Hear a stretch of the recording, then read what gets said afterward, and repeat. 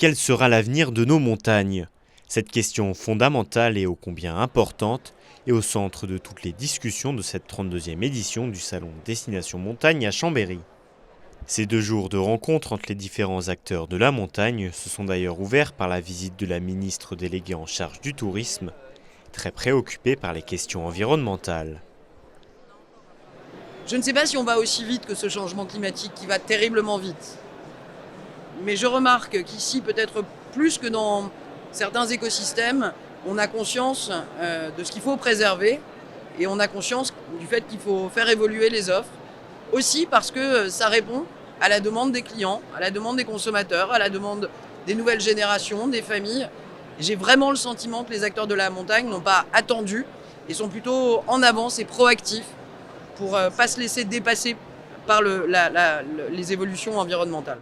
Dans les nombreuses allées de Savoie Expo, 17 stations de montagne et plus de 200 sociétés exposantes échangent en ce moment même autour de l'avenir du tourisme en montagne. Pour l'école du ski français, c'est avant tout l'offre touristique qui doit évoluer.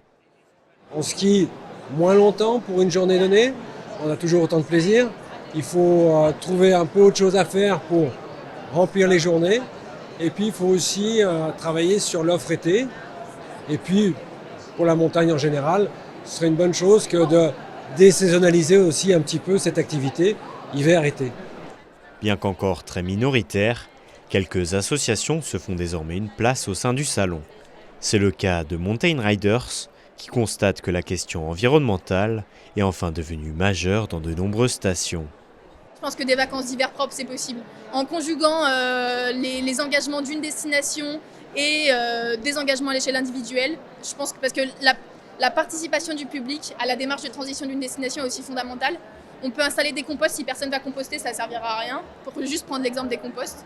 Donc en conjuguant ces efforts qui sont collectifs et les efforts individuels, je pense que des vacances à la montagne propres, c'est possible. Même si cela risque de prendre du temps, tout le monde s'accorde désormais à dire que la transition écologique est aujourd'hui devenue l'affaire de tous.